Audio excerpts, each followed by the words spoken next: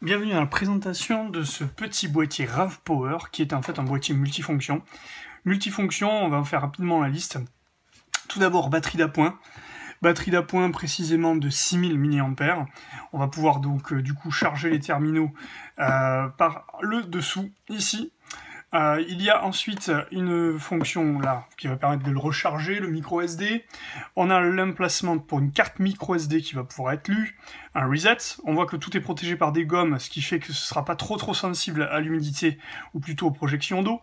Et enfin un port Ethernet qui en fait va permettre de créer un hotspot Wi-Fi. Nous allons en reparler. Au dos de ce petit boîtier se trouvent toutes les indications nécessaires à la connexion, puisque c'est un module quand même essentiellement Wi-Fi, avec le login page, les mots de passe d'admin, et également les passwords et le SSID, donc vraiment tout ce qui est, je dirais, important. Nous allons commencer par l'allumer avec le petit bouton Power en dessous, et on voit ici que la batterie eh bien, est en état de fonctionnement, et si on appuie un petit peu plus longtemps, eh bien, normalement vont se démarrer effectivement le réseau Wi-Fi, et s'il y avait du Internet, on l'aurait allumé ici, on le verra ça tout à l'heure.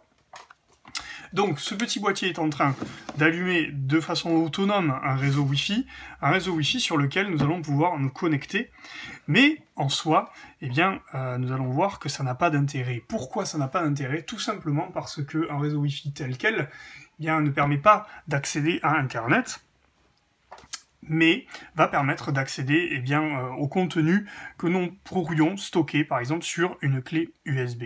Alors nous voici ici avec le réseau Wi-Fi qui a été créé. On a vu au dos ici que le mot de passe pour s'y connecter et le fait de rentrer 1, 2, 3, 4, 5, 6, 7, 8 fois le chiffre 1. Une fois qu'on l'on est connecté à ce file hub 41E2, on va pouvoir accéder à la login page et voir un petit peu l'infrastructure qui est contenue dans cette petite clé. Alors là, par exemple, si je lance une page, on va bien voir qu'il n'y a rien qui se lance parce que je n'ai pas Internet. Autre élément, il y a une application qui permet d'accéder à ce petit file hub de RAV. Donc lorsque je l'ouvre, je vais pouvoir voir ce qu'il est stocké dans mon file hub et ce qu'il y a dans mon device, c'est-à-dire mon iPad ici. Donc je vais pouvoir accéder notamment aux photos et vidéos, normalement. Voilà, iPad photo, et là je peux retrouver eh bien, toutes les photos qui sont stockées sur mon iPad. Alors, on va pousser le truc un petit peu plus loin.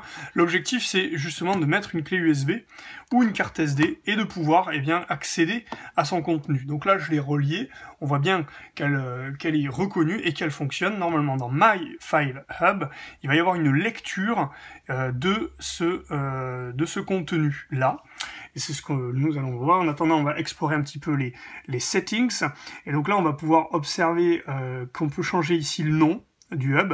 On peut changer, il a remarqué que la clé était insérée. On peut donc changer le nom, on peut également travailler sur les options et changer le password, changer donc son nom, upgrader le firmware, donc ça on verra tout à l'heure.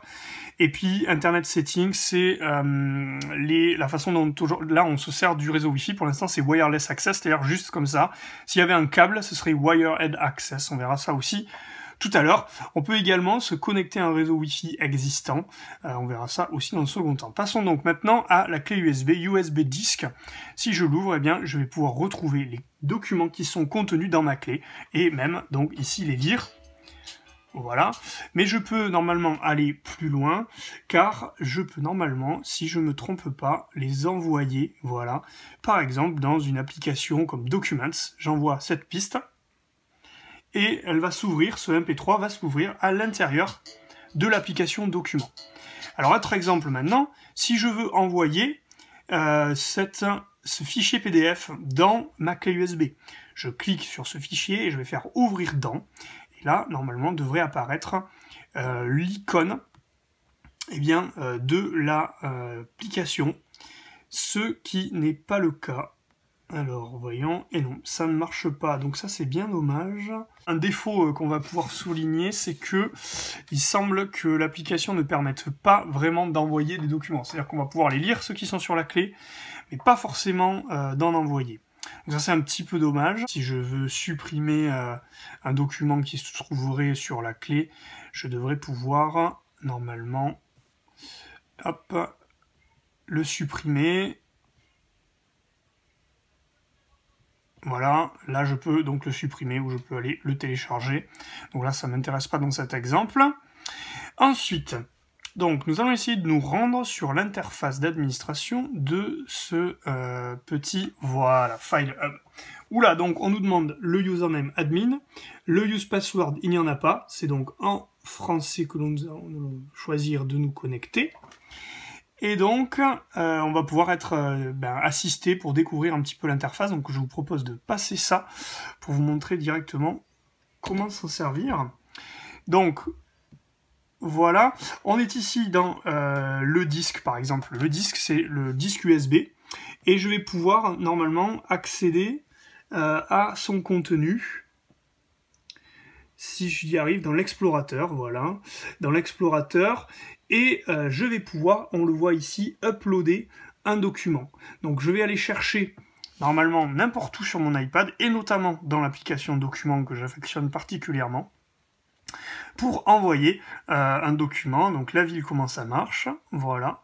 Je vais pouvoir l'uploader, et il a été uploadé avec succès, on le voit ici. Donc même si l'application ne permet pas d'uploader du contenu, on va pouvoir le faire via l'interface en ligne du File Hub.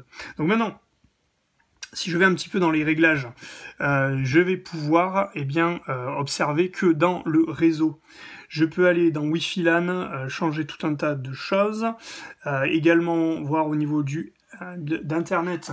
Donc si je lance par exemple un réseau Wi-Fi, je vais pouvoir m'y connecter, mais je peux également changer et donner un petit câble Ethernet au RAV-Power. On voit qu'ici ça clignote, ce qui signifie qu'il est en train de checker la connexion internet pour savoir s'il va pouvoir s'y relier.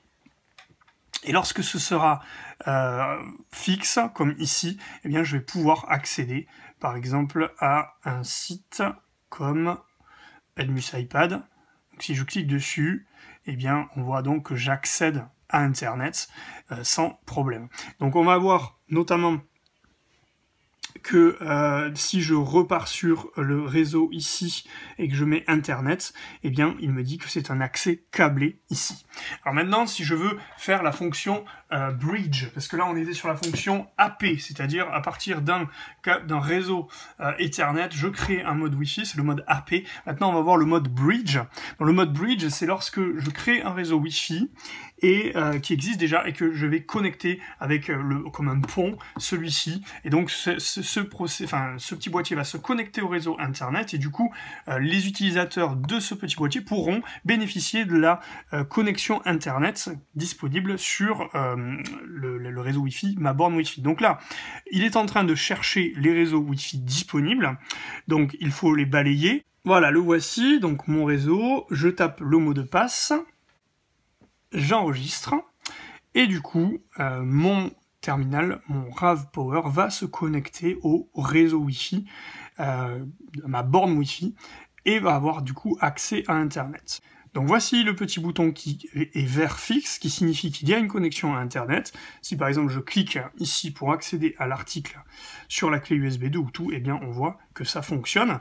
On va même charger par exemple un autre billet, le Hutu Titan par exemple, et on voit ici également que ça charge. Donc, notamment là, on voit que l'accès sans fil est activé. Donc, ce petit boîtier fait le pont entre ma connexion Wi-Fi, ma borne Wi-Fi et Internet. Voilà, donc un petit boîtier multifonction, je répète, qui charge à partir d'ici un terminal, qui peut partager le contenu d'une clé USB, qui peut partager le contenu d'une carte SD, qui peut être rechargé ici, qui peut également créer un réseau Wi-Fi avec le câble Ethernet, et pour finir, qui a la vertu de permettre l'échange de fichiers avec une clé USB, c'est-à-dire qu'on peut lire les documents qui y sont et on peut en envoyer dessus. Donc un petit boîtier vraiment très pratique à avoir toujours sur soi.